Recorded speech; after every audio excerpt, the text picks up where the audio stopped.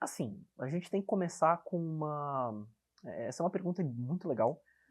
A gente tem que começar, na verdade, pensando que tanto o norte-americano quanto o brasileiro, porque infelizmente a gente tem esse problema aqui no Brasil, não valorizam muito o cinema que não é blockbuster. A gente tem um problema grave de desvalorização do cinema nacional, a gente teve um governo anterior que não facilitava, que atrapalhou muito a produção nacional e que tem melhorado com o atual governo, né, que tem uma veia mais forte para a cultura, independente de juízo de valor, isso é um fato, né? Então, e o cinema nacional já tem um problema de distribuição, né, de certa forma complicado, porque é difícil concorrer com um Vingadores da Vida, é difícil concorrer com Avatar, é difícil concorrer com um filme hollywoodiano, né, que os cinemas e os exibidores têm muito mais interesse em promover, porque justamente o público tem mais interesse. E eu não culpo, de certa forma, tanto os exibidores, eles precisam ganhar dinheiro de algum jeito, né, mas tanto que tem se aprovado leis de cota de tela, e se discutido muito isso para ver se a gente conseguia colocar mais o nosso cinema, o cinema brasileiro, nas salas de cinema para o brasileiro ver. Né? Às vezes um filme também nacional leva anos para ser distribuído, ele filma em 2021, leva 2 anos numa pós-produção e só vai ter distribuição agora em 2024, o que tem acontecido, né? Com uma certa frequência. E o cinema internacional é mais ou menos na mesma linha. O cinema internacional, digo, fora do cinema brasileiro e fora do cinema blockbuster. Né? E por isso até que eu desconsidero, de certa forma, o cinema do Reino Unido, tá?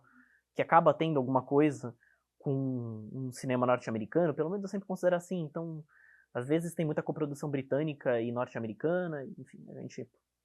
Mas um cinema mais autoral, por exemplo, muito difícil. Cinema francês, cinema italiano, cinema da América do Sul, a gente não pode esquecer dos nossos países vizinhos, né? O brasileiro, inclusive, adora falar de cinema argentino, e que o cinema argentino é muito melhor isso, porque a gente só vê 2 ou 3 filmes que chegam aqui, porque tem muito mais que eles produzem no país.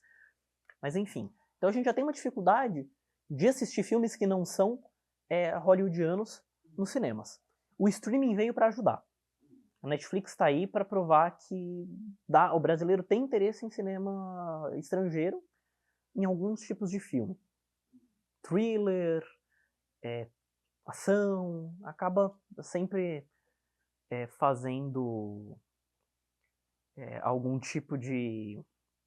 sempre acaba tendo algum tipo de repercussão, e acabam sendo filmes ainda mais comerciais. Mas o streaming já ajuda muito.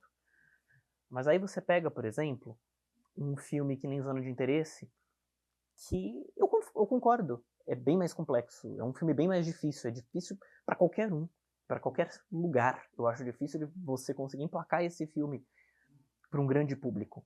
Ele é um filme extremamente formalista, ele é um filme denso, ele não é um filme de enredo, ele é um filme para você sentir, tanto que muita gente acha esse filme chato. Mas ele é um filme mais difícil mesmo, ele é denso, lento, parado, não é um filme de enredo, então você não vai se conectar com os personagens, e não é para se conectar mesmo com eles, né? É para você sentir a dor da indiferença, a banalidade do mal da Hannah Arendt, né? Talvez é o filme que melhor represente isso, sem que ele precise utilizar de qualquer tipo de violência gráfica, violência psicológica, uma violência emocional muito forte com base na pura banalidade, ele não precisa mostrar nada.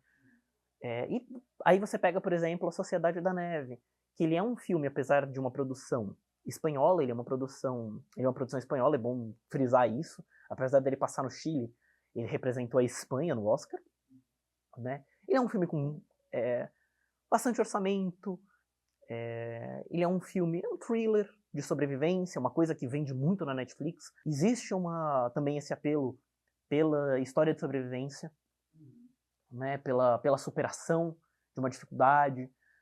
Isso é algo que o público também gosta. Então, ele tem uma fórmula que funciona bem dentro do streaming, e ele tem uma experiência cinematográfica muito boa, tanto que aqui em São Paulo, pelo menos, e acho que no Rio de Janeiro também, ele teve exibição em algumas salas de cinema, a Sociedade da Neve, junto com mais 3 outros filmes da Netflix no ano passado que concorreram na temporada de prêmios. Então sempre teve esse interesse.